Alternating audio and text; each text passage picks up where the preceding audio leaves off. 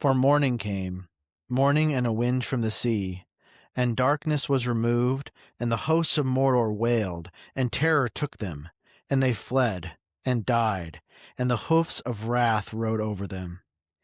And then all the hosts of Rohan burst into song, and they sang as they slew, for the joy of battle was on them, and the sound of their singing that was fair and terrible came even to the city.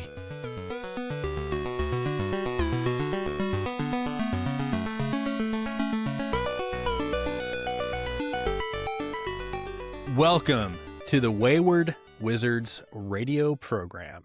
Today we are reading Book 5, Chapter 5 of The Lord of the Rings, The Ride of the Rohirrim. My name is Zach. My name is Logan. Let's just call it what it is. This is an in-betweener with the best, page and a half of speeches of the entire book. I cried the entire. I read the entire last 2 pages or whatever, 2.5, 3 pages through tears because it's so inspiring and exciting, and I feel like Tolkien has been leading up to this, charge for a book, like a whole book, Theoden's charge at the front, the fact that no one can catch up to him, and he I don't know, he just gives that rousing speech, and it kind of comes from a place that you don't expect, I think. The speeches are good enough on their own, but there's 2 details that always make me laugh whenever I read this part again, where it's and then he cried out in a voice clearer than any yet had heard a mortal man achieve. And it's what? It's what does that mean? It's and then he finishes his speech, and then he grabs the horn from his bro, and he blows the horn so hard that it bursts asunder in his hands. Amazing. It's so good. I mean, I don't know. I just love how epic it is. I mean, I guess when they talk about epic fantasy, this is what they're talking about. He really gives us what we want here. Yeah, exactly. He knows what we want, and he just gives it to us on a silver platter. It's here it is, the Ride of the Rohirrim. You kind of have to imagine Tolkien. I mean, obviously he's capable of this kind of writing, but you kind of have to imagine him resisting the temptation to give us these kind of speeches all the time. I guess if it was fanfic, and I was a 16-year-old boy writing it, the whole thing would be epic speeches and incredible charges and, sundering horns and things like that. Right. But the fact that he just holds it back, and then we get this little chapter. And even within the little chapter, it's them kind of marching, and it's just this sliver. It makes it so much sweeter. I love it. I wanted to point out just an interesting style choice. So the last chapter we already mentioned was very long. It was like 3 times as long as this chapter. And we also get lots of action, but he uses these really small sentences throughout, especially in the last page and a half. We pointed out that he repeats the sentence "Grond crawled on" multiple times. So just, 3-word sentence. And then "in rode the Lord of the Nazgul," just a few words. And then "all save one," just 3-word sentence. "This is my hour, old fool." So it's just very punctuated sentences. You can almost imagine the battering ram hitting the wall. It's just yeah, totally short, punchy sentences. In this chapter, in the actual charge, I lost count. I started to count how long the sentences are. Uh-huh. It is and then, and then, and then, and then, and they, and they, and then. Let me just read this out loud. "Éomer rode there, the white horsetail of his helm flowing in his speed, and the front of the first Ered rolled like a breaker foaming to the shore, but Theoden could not be overtaken. Fey he seemed, or the battle fury of his fathers ran like a new fire in his veins, and he was borne up on Snowmane like a god of old, even as Orome the Great in the battle of the Valar and the world was young. Like, those are some long sentences. And it They are has long. this, like, the feeling of, like, the horse charge, you know, there's... Yeah, it feels like galloping for sure. And straightway all the horns in the host were lifted up in music, and the blowing of the horns of Rohan in that hour was like a storm upon the plain and a thunder in the mountains. Yeah, it's like rushing toward the end of the sentence in a way. And terror took them, and they fled, and they died, and the hooves of wrath rolled over them. You know, it's just a and. So it's just such an interesting style shift. Yeah. All right, what do you think? Are we just going to jump in? I think we want to jump in so we know how they get there. That's what Tolkien wants us to know. Yes, he is not okay with us not knowing exactly how they got there. Let's pick up. So Merry has been picked up by Durnhelm. Yes. Okay. And one question that you might ask yourself is, how exactly is it that Merry is going to ride hidden with Durnhelm this entire time without being noticed by anybody? And the short answer is that Tolkien wasn't going to let that just like slide. Of course not. He answers it, which is that everybody knows and nobody really seems to care. Yeah. The whole company just decides, whatever. They kind of ignore him, but also they don't like pretend that he's not there. Like they talk to him. He has conversations with Elfhelm and people. But there's kind of like a jokey, like, oh, I'm sorry. I thought I heard the tree roots speaking to me. Yeah. Right. Oh, this bag is like saying something to me. Oh, yes, Master Bag. So I thought it was so funny. I mean, you know, the hobbits are always thinking of themselves as luggage. And here we have him referred to as Master Bag, but then also, you know, he says he might have just been another bag that Durnhelm was carrying. Yeah. And Durnhelm was no comfort. He never spoke to anyone. Yeah. Yeah, he can't let anybody know that he has a high lady voice. Yeah. But Master Bags is so close to Master Baggins. I thought the exact same thing. And I really thought, I wonder if Tolkien's kind of trying to like, you know, keep Bilbo in the story. And I didn't think of Frodo at all. I immediately thought of Bilbo. Master Baggins, that's Bilbo to me. Yeah. And so I just wonder, you know, was that in his mind? Is Merry the closest to Bilbo of everybody, you think, character-wise? Oh, that's interesting. Is Merry the most like Bilbo? Yeah, I kind of think so. I think so, because Bilbo's not as like, he's not as precocious as Pippin. He's not like Sam. He's a little bit like Frodo, but Frodo's almost too elevated. Yeah, Frodo's more courageous and more kind of like noble. Yeah, noble than Bilbo. But Merry is kind of that landed gentry kind of guy who's swept into a story that he never really thought of going on, you know? Yeah. So that's a good point. I think that they're kind of similar. Master Bag. Merry is tired because he's not really able to sleep on the back of this horse. He began to wonder why he had been so eager to come when he had been given every excuse, even his lord's command, to stay behind. That's funny. It's like, man, not only could I have bowed out of this gracefully, I really had a good reason. Yeah. I was legally like forced to stay, and I went against the order. He says he wondered too if the old king knew that he had been disobeyed and was angry. Perhaps not. There seemed to be some understanding between Durnhelm and Elfhelm, the marshal who commanded the Eorred in which they were riding. He and all his men ignored Merry and pretended not to hear if he spoke. So I guess the question is, does Elfhelm know who Durnhelm is? Well, that was my question too, because you would think that, you know, having Merry with you would kind of expose you to other questions. Like what else? What other orders of the king have you countermanded? Yeah. But no one even talks to him. And so I do kind of wonder if folks didn't kind of know, you know, this little guy riding with us is definitely Eowyn. I think Elfhelm almost certainly knows, because it'd be kind of irresponsible not to know who you're riding into battle with. And who's part of your company? Yeah. I think they probably know how many people are in each company and who they all are by name. Right. Right. Yeah. Yeah. So I think there's some sort of arrangement. But, I mean, it seems like Theoden does not know that Mary is here. Yeah, Like I think so. that at least is being kept from him. So he hears these drums beating in the distance, and he, is unsettled by this. Everybody is just sitting up listening to these drums, and they're getting nearer and nearer.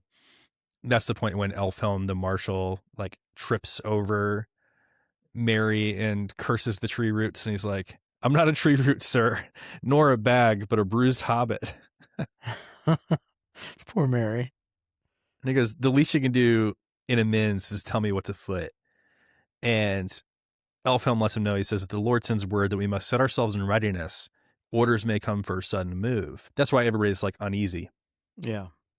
And Mary asks if the sound of the drums are the enemy. And Elfhelm says, no, the enemy is on the road, not in the hills. You hear the Woses, the wild men of the woods. Thus they talk together from afar. So these are the Woses, who we kind of talked a little bit about a couple episodes ago, because they are represented by these statues that Tolkien calls the Pukelmen in Dunharrow.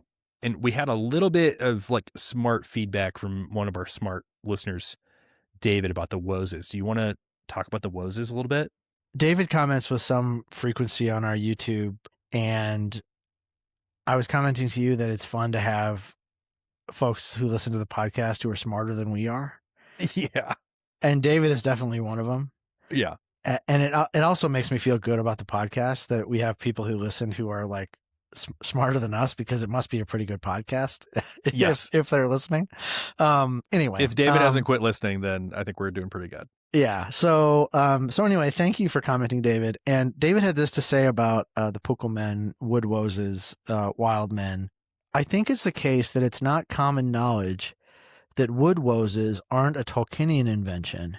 And while their image was popularized at the same time as incursions into other parts of the world, they weren't based on indigenous tribes or races that colonial forces were encountering at all, which was kind of our conjecture, I think, last time we talked about this. That they were like Aboriginal people or something like that. Yeah, exactly. He says that it's one of the real European medieval folkloric beings, much in the same sense as Ents and the Green Man crossover, just semi-magical wild men of the woods. And then this is really interesting too. So more often than not in the primary sources, the Wood Woses are depicted in like a devilish way. They're kind of like evil, I guess. Right, sure. But Tolkien makes an example of people or beings that are persecuted and misunderstood. Yeah. Which we get in this chapter because the chief of the wild men asked the Rohirrim, like, please stop hunting us. Yeah.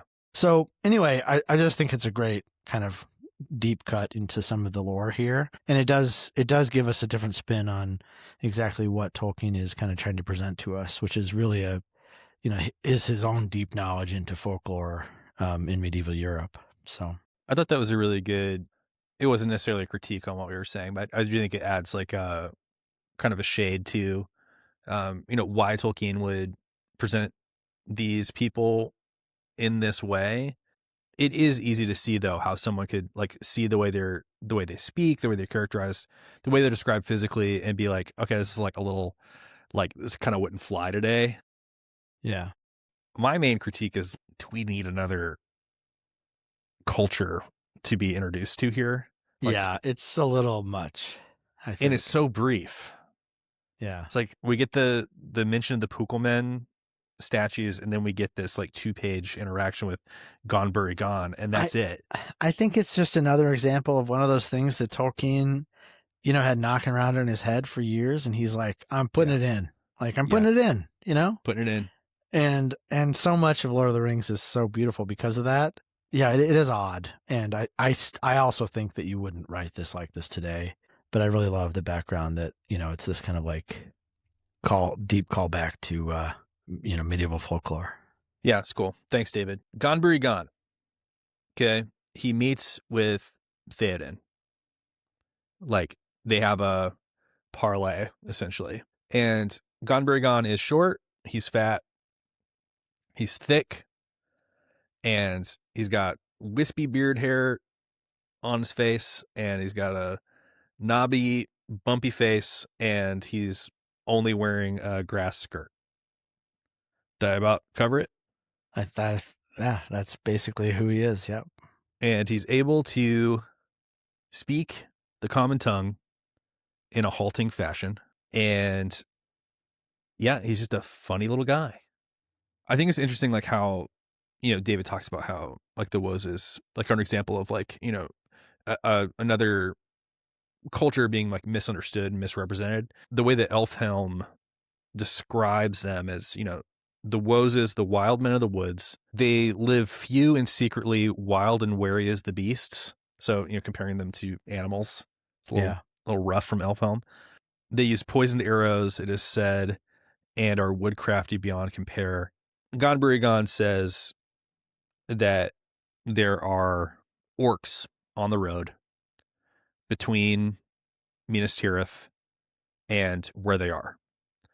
And that they will not be able to get past these orcs without losing a lot of people and spending a lot of time. And so they're left with this problem, which is, like, how are we going to get to the Stone City? Gonbarigon says, we look out from the hills, we climb Big Mountain, and we look down. Stone City is shut. Fire burns there outside and out inside too. You wish to come there? Then you must be quick.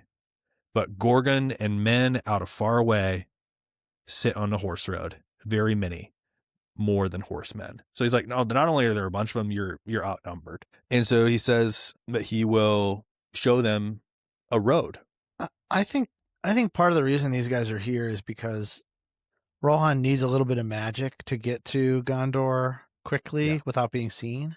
Yeah. And of course, Tolkien could have yada yada'd that, but that's not his way. It's not his style. So he kind of had to think of a way. How do I magically, magically is in quotes, right? But how do I magically get these guys from one place to another without being seen by, the like army between them and Gondor? Yeah. And so I think it's actually, even though it's odd, right, to introduce another culture, I think it's really skillful. So yeah, he shows they know this road. Yeah, and this is a way of showing like how like the Rohirrim don't know about this road. Yeah. Maybe the Gondorians do, but they don't take care of it anymore. Yeah, maybe they used to, and we get a couple details like that whatever these roads used to be, it's not what they once were. Yeah. So like the idea is that when the Gondorians were still like a little more like Numenorian, when they were still like really strong, they built these. The land. Yeah, and what is Gonbarigon said? He says, many paths were made when Stonehouse folk were stronger. They carved hills as hunters carve beast flesh. It says they went through Druidon to Rimmon with great wains. They go no longer. Road is forgotten, but not by the wild men. Over hill and behind hill, it lies still under grass and tree. So Éomer is like a little skeptical. Like Éomer kind of can't help but be Éomer in this chapter. He doesn't have a lot to say, but no, he doesn't. Gonbarigon is telling him all these things, and Éomer goes, "How do you know that?" And Gonbarigon responds, "Wild men are wild, free but not children. I am great headman, Gonbarigon. I count many things, stars in sky, leaves on trees, men in the dark. You have a score of scores counted 10 times in 5. They have more. Big fight, and who will win, and how many more walk round walls of stone houses." So he's basically saying like, all right, I may not be able to speak as well as you. I don't have fancy armor. Yeah, but I can count, and I can see things. And what you need me to tell you is how many people there are and what's going on in the world. And I have eyes and I can tell you about it. I've literally counted the stars in the sky, and I can tell you that you're outnumbered because I'm good at counting. I would just, I feel like I have to mention that line in particular, wild men are wild, free, but not children. I still think that there's a element here of, I think it makes sense to draw a comparison between what we think of as Aboriginal people and the wild men, because there's really a tradition in colonialism that the people who are colonizing are children. Yes. I mean, that's like explicit in some of the things that you read from colonialist forces. And here we have Tolkien, giving us Pukul men, people dressed in grass, saying we are not children. Actually, Yeah. we have different ways of sort of knowing the world than you do in the West. So it's kind of this dual way of Tolkien reaching back into folklore to kind of rescue the logic and wisdom of folklore, which we've talked about throughout, right, this podcast, and then tying it together with this idea that we're not children, we have wisdom. Anyway, I just wanted to mention that because I think that it bears both readings. Yeah, absolutely. Theoden says to Gonburigan, we will receive your offer, for though we leave a host of foes behind, what matter if the stone city falls? We shall have no returning. If you are faithful, Gonburigan, then we will give you rich reward, and you shall have the friendship of the mark forever. But Gonburigan responds, dead men are not friends to living men, and give them no gifts. It's like, you guys are all going to die. Yeah. So I don't need your promises. He's like, hey, I'm still going to help you, but I'll hold on to this IOU, but you guys just are know screwed. that I'm not. Yeah, I'm not don't have high stock in y'all's ability to survive this. He says, but if you live after the darkness with a capital D, then leave wild men alone in the woods and do not hunt them like beasts anymore. Yeah. Gonburigan will not lead you into a trap. He will go himself with the father of horsemen, and if he leads you wrong, you will kill him. So be it, says Theoden. There you go. I like the way that Theoden adopts the wild men's kind of names for things, right? Mm. So they have their own name for Minas Tirith, which is Munburg, right? But he also calls it the Stone City, which is what the wild men are calling it, right? And so I just like that there's like this way that they adopt each other's culture in this place. There's a way of when you use somebody else's term for something, like a noun, you kind of adopt their culture and it's like a sign of respect or something. I love that. I never caught that he calls it Stone City, which is what Gonburigan called it. Yeah, I think it's a really good catch. There's more logistics based on how to move horses over this road. So, they can't take the road that they were going to take because the orcs are on the road. Gorgon are on the road. And so they have to take this road that's like a forgotten road that the men of Gondor made that is now covered in grass and trees. But they have to kind of work through the logistics of it. They're not going to be able to ride down this like a highway. Gonburigan's like, oh yeah, I could walk there from sunrise to noon, basically. That's what he's saying. So you can get there in a few hours. But how many thousands of horses do they have here? Do they have 6,000 horses? I love this part of the chapter. I know it's so boring. In a way, because like you said, it's logistics, but it's 6,000 horsemen, and they have to go 4 abreast on the Stone Wain Valley. Yeah, and so they talk about how the first horseman will get there at a certain time, but it will be 2 hours before everybody else catches up. So there's the logistical question of okay, we have to walk to the end of this road. Yes. And once we get to the end of the road, the people who are there have to wait for everybody to get to the end and kind of regroup before they are able to ride forward. As they get to the end of this road, within an hour's walk, they have more Wozes come and bring word to Gonburigan. And what they say is that there are still many men in camp, but none to see between here and the stone folks' new walls. Many busy there, walls stand up no longer. Gorgon knock them down with earth thunder and with clubs of black iron. They are unwary and do not look about them. They think their friends watch all roads. And at this, Gonburigan begins to laugh. And Éomer says, good tidings. Even in this gloom, hope gleams again. Our enemy's devices oft serve us in his despite. Once again, that is like on this reading of Lord of the Rings, that is my like big takeaway. Absolutely. Like that is Tolkien's like whole point of writing this book. Our enemies' devices oft serve us in his despite. So how do you understand like what this like news, why this is such good news? How do you understand this? Because it means that they can get close enough to make an attack on the forces that are besieging Minas Tirith, like the walls of Minas Tirith. Yeah. Right? Because these walls are basically unguarded. Yeah. Everyone's looking at the city instead of looking the direction they should be looking, which is for an attack from somewhere else. From behind. From behind, exactly. And so Theoden and his forces can basically enter the battlefield unchecked. Unseen. Yeah. Well, it's funny because like the orcs shot themselves in the foot. Yeah. Because the people in Minas Tirith, like when we first see them, like when Gandalf and Pippin ride in on Shadowfax, Yes. they're building this wall. Right. They're reinforcing this wall. And Gandalf is like, hey, put down your spade and grab your sword because the time for like setting up extra defenses is over. Like, get back to the city. This battle's about to happen. Yeah. So they've built this wall. They call it the Wall of the Pelennor. Or I assume it's already built. They're just like reinforcing it. Right. Yeah. When the orcs come, they tear that wall down. Right. It like if they had not torn the wall down, if they had kept that defense, then the Rohirrim would have to ride against a wall that had forces of orcs along it.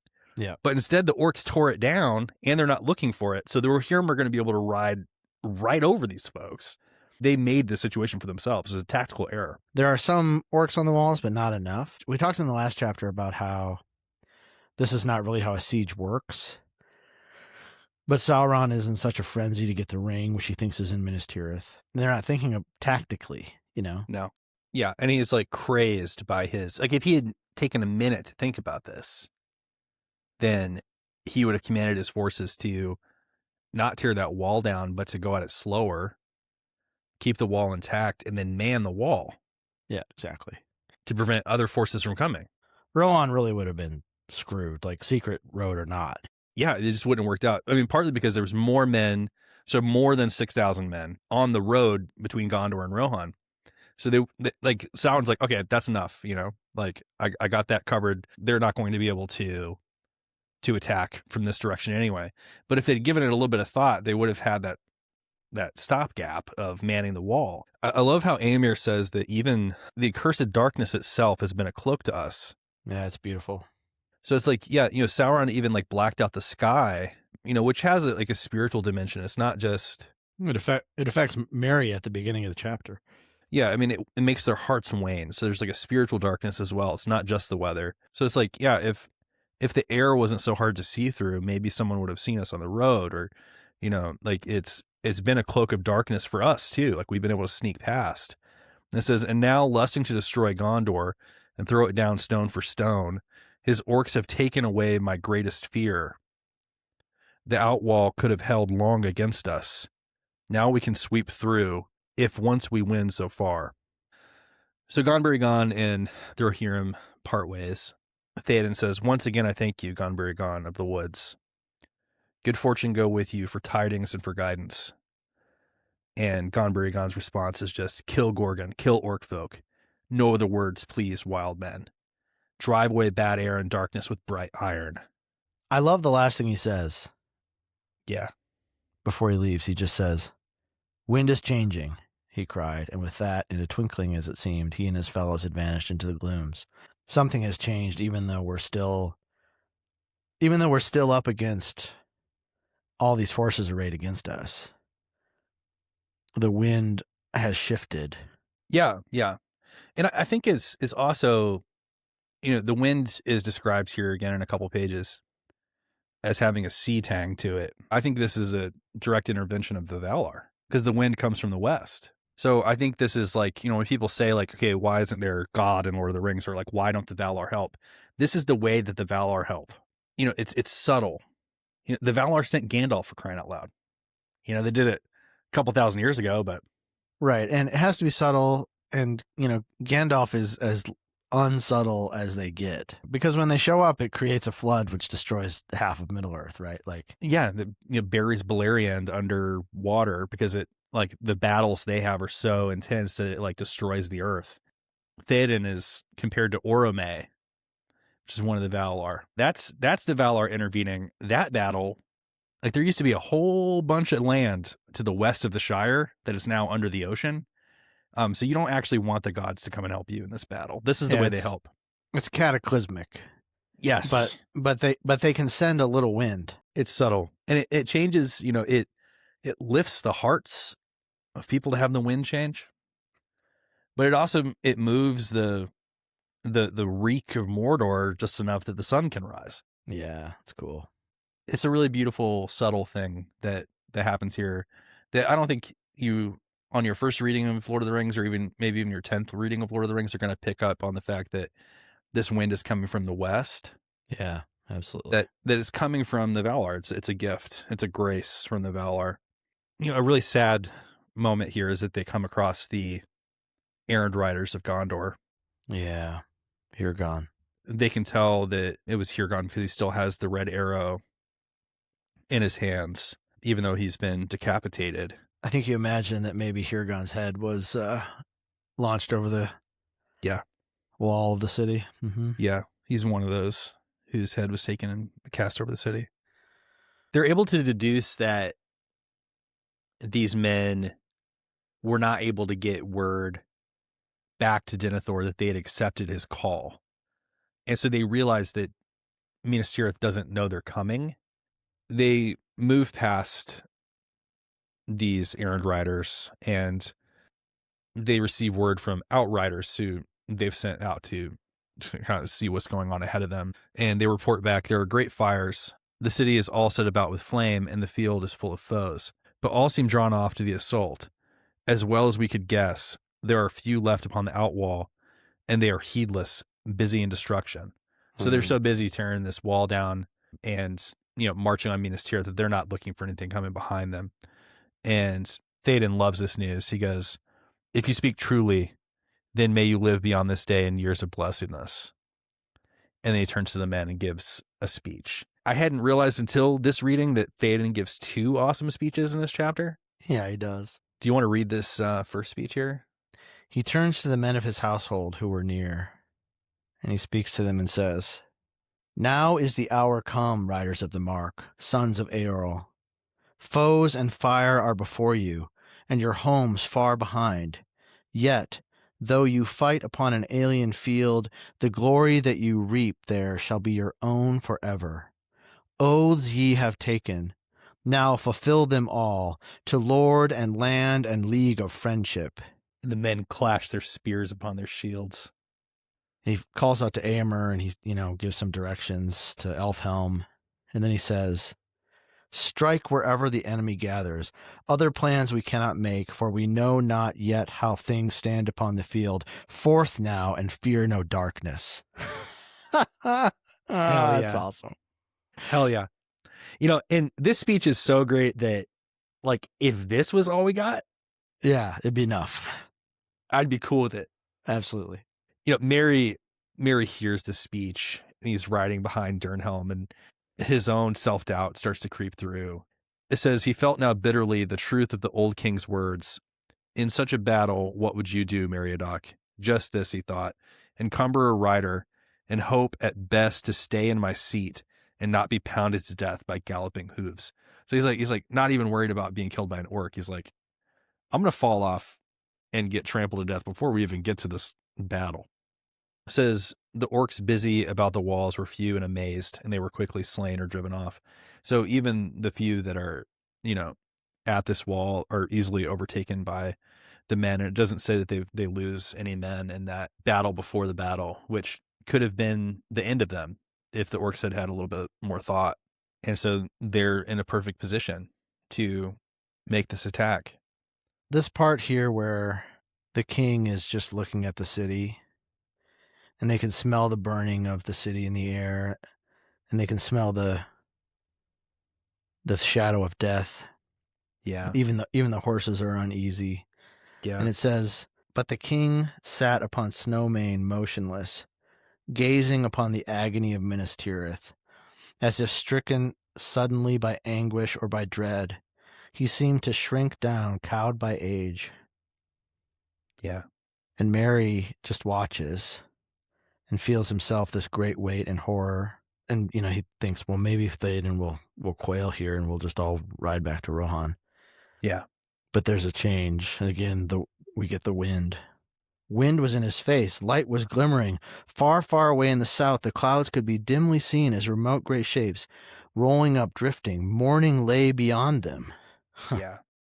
That is what also signals a change in Theoden, where he is suddenly erect on his horse. And then we get, maybe one of the greatest speeches in Lord of the Rings, which I think you should read, Zach. So they feel the wind, they see the clouds rising up, and they hear the sound of the gate of Minas Tirith being torn asunder by Grond. And as they hear that great boom, it says, at that sound, the bent shape of the king sprang suddenly erect. Tall and proud he seemed again. And rising in his stirrups, he cried in a loud voice, more clear than any there had ever heard a mortal man achieve before. Arise! Arise, riders of Theoden! Fell deeds awake, fire and slaughter. Spears shall be shaken, shield be splintered. A sword day, a red day, ere the sun rises. Ride now, ride now, ride to Gondor. With that he seized a great horn from Guthlaf, his banner bearer, and he blew such a blast upon it that it burst asunder. And straightway all the horns of the host were lifted in music, and the blowing of the horns of Rohan in that hour was like a storm upon the plain and a thunder in the mountains. Ride now, ride now, ride to Gondor. Suddenly the king cried to Snowmane, and the horse sprang away. Behind him his banner blew in the wind, white horse upon a field of green, but he outpaced it. After him thundered the knights of his house, but he was ever before them. Fey he seemed, where the battle fury of his fathers ran like new fire in his veins, and he was borne up on Snowmane like a god of old, even as Orome the Great in the battle of the Valar when the world was young. His golden shield was uncovered, and lo, it shone like an image of the sun, and the grass flamed into green about the white feet of his steed. For morning came, morning and a wind from the sea, and darkness was removed, and the hosts of Mordor wailed, and terror took them, and they fled and died, and the hooves of wrath rode over them. And then all the host of Rohan burst into song, and they sang as they slew, for the joy of battle was on them, and the sound of their singing, that was fair and terrible, came even to the city. Ugh. What a book. What a book. What a book. Gosh, we go straight from that into the Battle of the Pelennor Fields. It's like, man, I cannot wait. What? I cannot wait. I'm going to go read it right now. I wish I could. I'm going to go right now. Thanks so much for reading along with us this week. Join us next week as we read Book 5, Chapter 6, The Battle of the Pelennor Fields. If you enjoy the podcast, we hope that you'll share it with a Lord of the Rings fan in your life. Subscribe on Apple Podcasts. Subscribe on Spotify. Follow us on YouTube. And if you are looking for more information about us, you can always go to waywardwizards.com or email us at info@waywardwizards.com. And until next week, remember, wah, wah, wah, wah. Fatty Bolger. See you next week.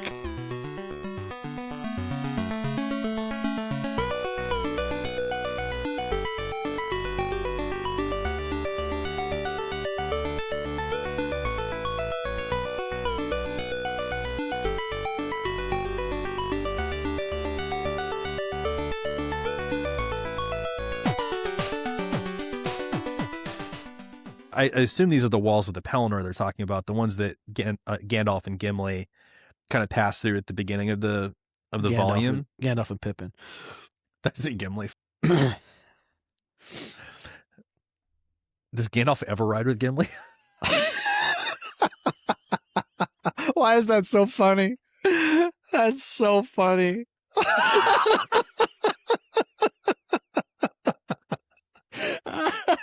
I don't know why that's so funny.